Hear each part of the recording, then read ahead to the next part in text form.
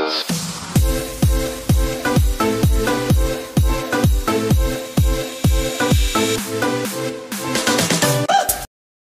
nga mga idol, welcome ulit sa another edition ng Berto TV sa Hungary. Ito nga ulit si Bertie nila. Hello, kamusta kayo?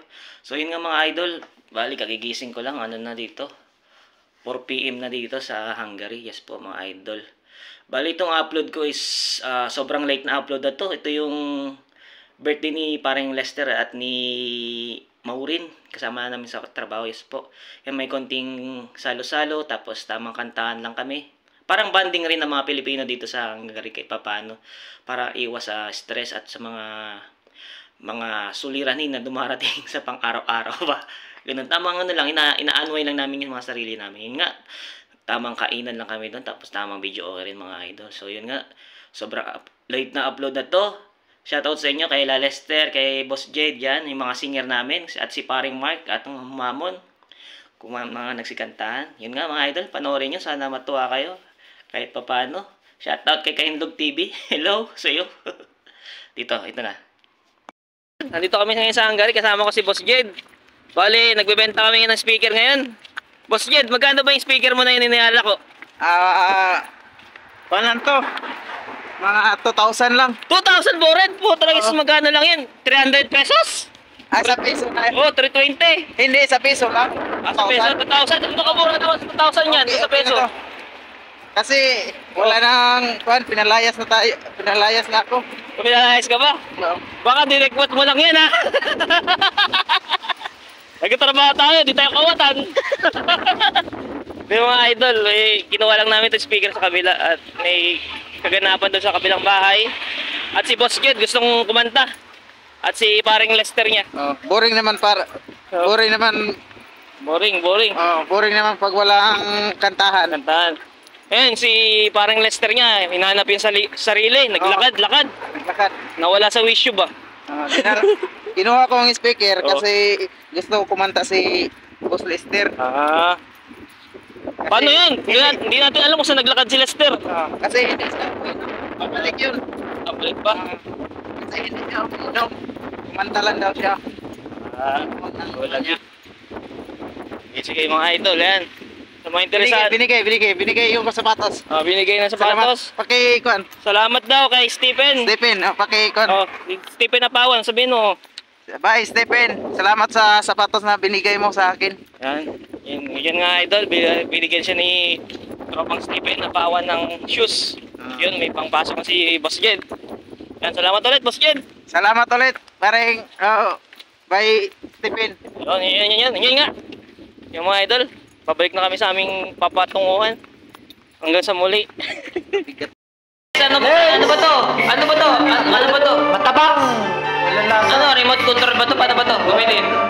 Matabang. Kailangan yata naman dito.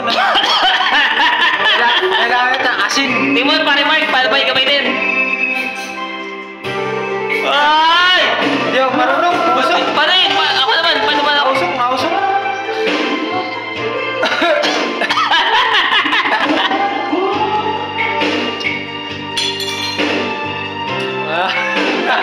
Hindi, winter siguro ngayon. Winter. Di ba, mausok kayo, mausok.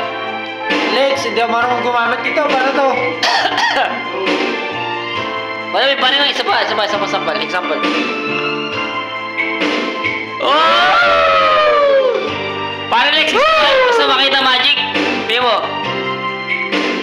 Magic, magano. 4. Ha? Di ba na?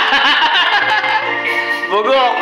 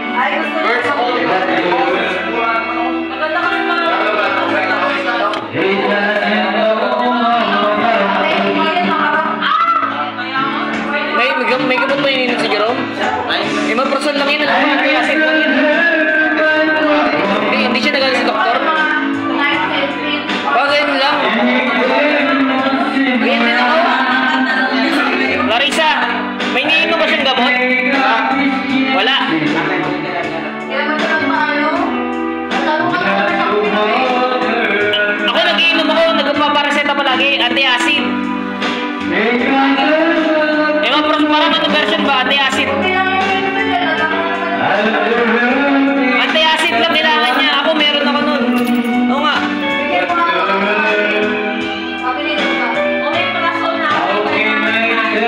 Meron ko. Anti-acid. Oo. Ano isa? Tatlo.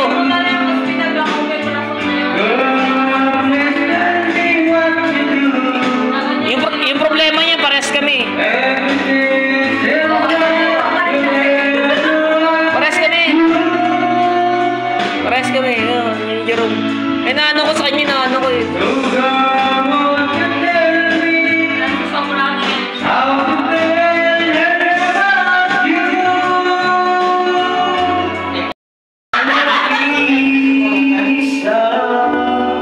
Pero wala pa na alam. Smart na talaga.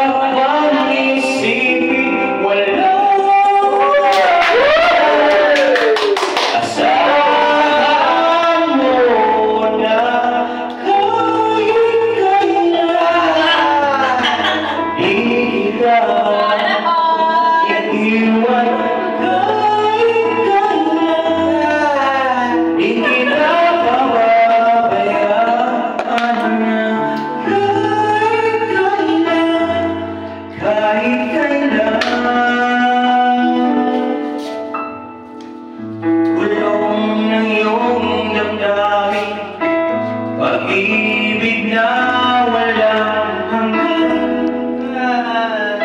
Pares ka, Bert?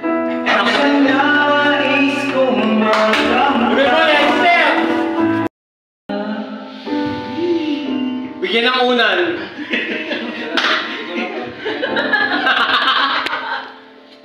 Ay po! Binigyan Berto. Berto, wala. Grabe naman. Wala. Bakit ba ikaw na Wala, pinapayaan si Berto. hindi na wala kahit na alam ko na ang puso mo ay may mahal na ng iba, ayaw ng paawat ng aking damdamin. Ako lang ang